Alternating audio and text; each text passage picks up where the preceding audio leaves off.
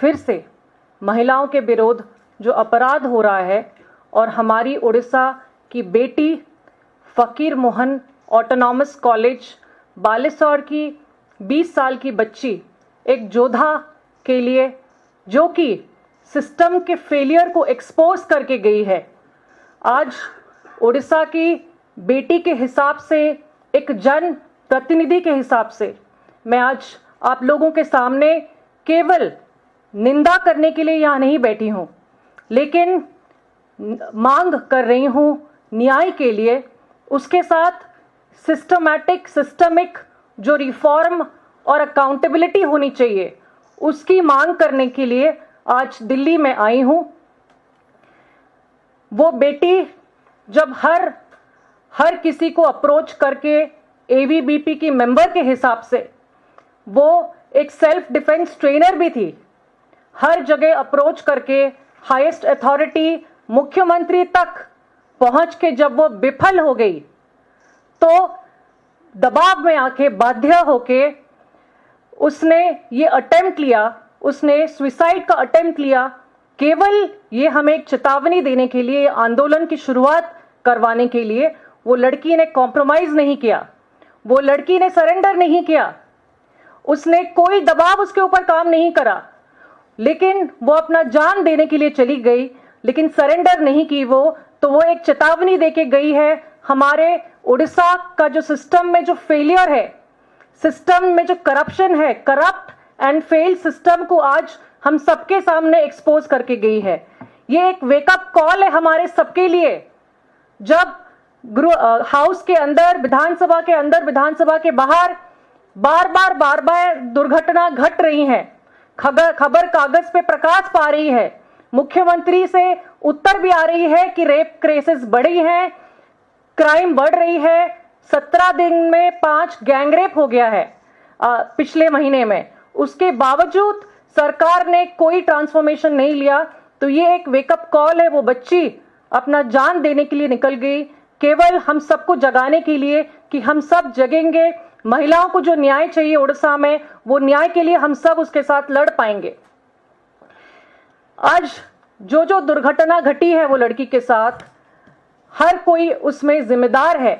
सबसे ज्यादा जिम्मेदार जो है, आज मैं डिमांड करती हूं कि मुख्यमंत्री एक मॉरल ग्राउंड पे रेजिग्नेशन दे, क्योंकि वो उड़ीसा को 1 साल के अंदर कहां से कहां पहुंचा दिए हैं। उसके साथ जुडिशियल इंक्वायरी मस्ट है ये केस में।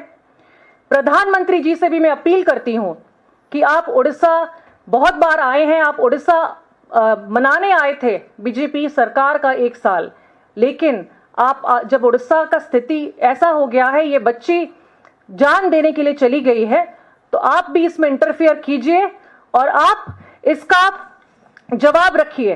4.5 करोड़ उड़िया को आप इसका जवाब रखिए कि ये क्यों घटा है।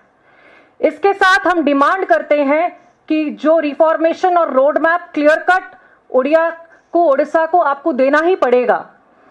तो ये आपके माध्यम से हम पहुंचाना चाहते हैं कि ये बहुत ही गंभीर इशू है। ये इशू को हम सब इकट्ठे लड़ पाएंगे, सिस्टम पे प्रेशर दे पाएंगे, क्योंकि महिला हर जगह आप देखेंगे, हॉस्पिटल के अंदर भी महिला के अगेंस्ट में क्राइम घट रहा है। स्कूल की बच्ची प्रेग्नेंट हो रही हैं, 6 क्लास की, 10 क्लास की बच्चियां। कॉलेज में ये दुर्घटना घट गई है। कहीं पे भी महिला सुरक्षा नहीं है हमारे राज्य में, और आज ये सरकार को जवाब देना होगा, हमारी मांगों पे काम करना होगा। धन्यवाद। मैं इसमें एक बात एक और जोड़ना चाहूंगी कि राष्ट्रीय महिला आयोग कहां सो रहा है।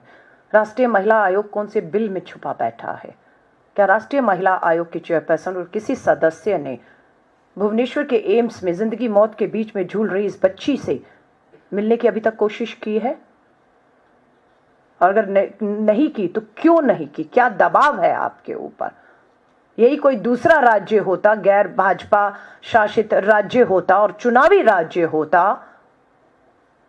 तो एकदम कूद पड़ती, एकदम राजनीति करने पहुंच जाती।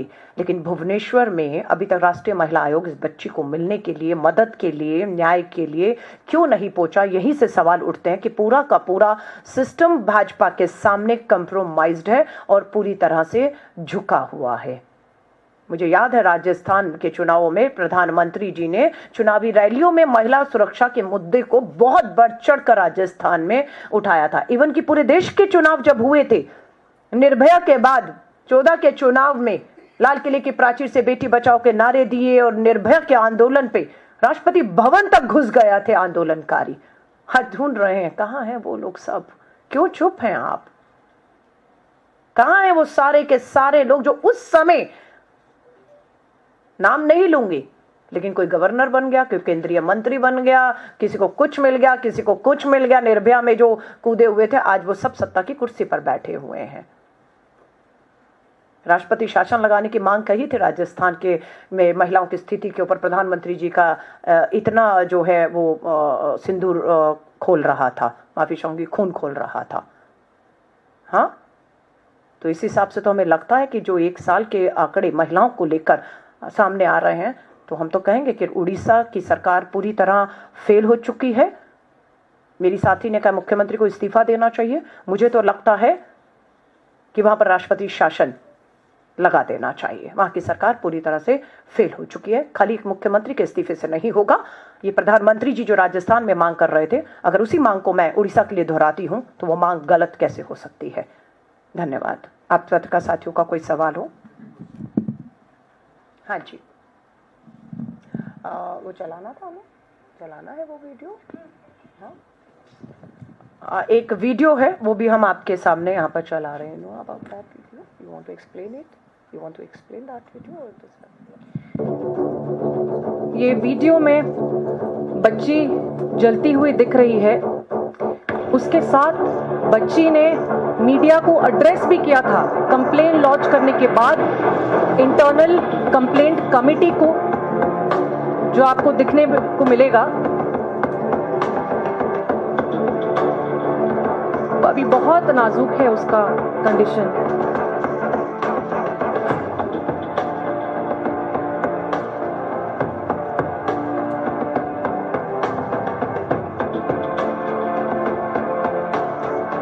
मो नारे जाई डिपार्टमेंट ये बच्ची खुद है।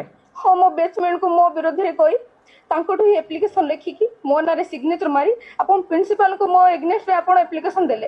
तापरे मते समस्त एक घरे करिसंती। मो सांग माने बहुत कथा पचारसंती। काली मते कॉलेज रे ना नहुनी किंतु किछि अध्यापिका मते चेष्टा करछन मो स्टेटमेंट चेंज करिया पई। मते कहिसंती सार एमती नहंती सेमती नहंती। इतना दबाव डाला गया उसके ऊपर, उसके मेंटल हेल्थ के ऊपर, उसका ये हैरेसमेंट के अगेंस्ट में इतना ज़्यादा उस पर मानसिक दबाव डाला गया। फिर भी बच्ची को हिम्मत देखिए, उसने सरेंडर नहीं किया। एक ट्वीट के ज़रिए से उसने मुख्यमंत्री, वहाँ के बाकी मंत्री, एमपी, एमएलए सबको भी टैग किया है, बट उसका कोई जवाब, कोई उत्तर नहीं मिला। उस कंप्लेन में उसमें लिखा भी कि मैं सुसाइड कर दूंगी, फिर भी कोई अटेम्प्ट, कोई एक्शन नहीं लिया, जबकि वो फोटो भी डाली है वो अक्यूज का। तो ये राज्य बेटी बचाओ की बात करते हैं बीजेपी, लेकिन बीजेपी हो गई है आरोपी, अक्यूज्ड बचाओ।